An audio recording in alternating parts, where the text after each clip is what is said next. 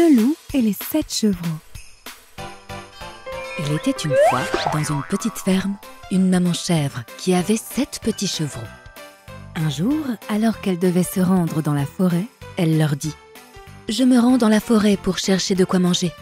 Pendant mon absence, n'ouvrez la porte à personne. Si le loup parvenait à rentrer, il vous mangerait. Vous le reconnaîtrez facilement. Il a une grosse voix et ses pattes sont grises. » « Promis, maman chérie, nous n'ouvrirons à personne, assurèrent les chevreaux. Merci. Caché derrière un arbre, le loup n'a pas raté une miette de la conversation. Salivant d'avance, il se dit qu'il est l'animal le plus rusé de la forêt et qu'il parviendra sans peine à duper les chevreaux. Lorsque la chèvre s'éloigne suffisamment, il s'approche de la maison pour frapper à la porte. « Qui est-ce ?»« C'est maman, mes petits chevreaux. Ouvrez-moi vite, j'ai apporté plein de bonnes choses à manger. » « Notre maman a la voix douce, alors que la tienne est rauque. Nous ne t'ouvrirons pas la porte. » Loin de se laisser démonter, le loup part aussitôt acheter des craies pour adoucir sa voix. Puis il les avale. Plus déterminé que jamais, il retourne à la ferme, bien décidé à leur faire ouvrir la porte. Le loup frappe à la porte des chevreaux. « Je suis de retour, mes petits trésors. Ouvrez-moi, j'ai plein de cadeaux pour vous. » Mais les chevreaux aperçurent ses pattes grises sous la porte et crièrent « Maman n'a pas de pattes grises comme toi, tu es le loup !»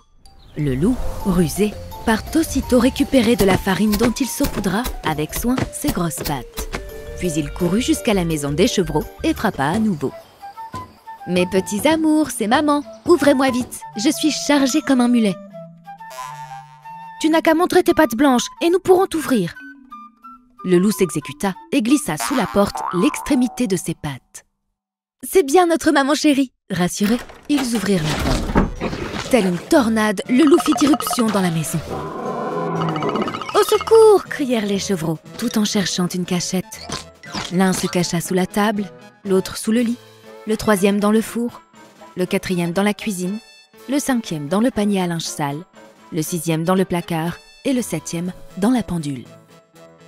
Le loup les trouva facilement et les avala tout crus, à l'exception du plus jeune, qui était caché dans la pendule.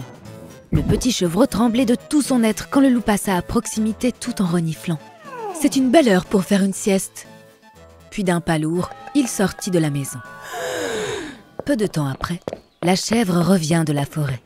La porte est grande ouverte et un triste spectacle l'attend. La table et les ustensiles de cuisine sont renversés, les chaises cassées, les lits défaits. Elle cherche ses enfants, en vain. « Où sont passés mes petits ?» se lamenta la pauvre maman. « Ressaisis-toi !» Elle les appela, l'un après l'autre, mais sans succès. C'est seulement quand elle prononça le nom du plus jeune qu'une petite voix lui répondit. « Je suis ici, maman, dans la pendule !» Encore sous le choc, il saute pour se réfugier dans les bras de sa maman. « J'ai eu tellement peur, maman !»« Tout va bien, maman est là. » Il lui raconte que le loup a fait irruption dans la maison et qu'il a mangé tous les autres chevreaux. Tous les deux partent à la recherche du loup. Ils finissent par le trouver endormi dans la prairie. Il ronfle tellement fort qu'on peut l'entendre à des kilomètres. La chèvre s'aperçoit que des choses bougent dans son gros ventre. « Mes petits, seraient-ils encore vivants ?» se dit la chèvre. Elle demanda au cadet de courir à la maison pour lui chercher des ciseaux, une aiguille et du fil. Avec les ciseaux, elle ouvrit son ventre et aussitôt, le premier chevreau sortit. Puis 2, 3, 4, 5 et 6. Quelle joie quand ils purent se blottir dans les bras de leur maman. « On te demande pardon, maman, nous n'aurions jamais dû ouvrir la porte » dirent les chevreaux. « Ce qui est fait est fait. Je suis si heureuse de vous revoir, mes enfants. » Ce méchant personnage mérite une leçon. Allez, mes enfants, apportez-moi de grosses pierres pendant qu'il dort. Les 7 chevreaux s'exécutèrent et rapportèrent des pierres pour remplir le ventre du loup. La chèvre prit ensuite grand soin de le recoudre avec l'aiguille et le fil. Puis ils se cachèrent pour l'observer en silence.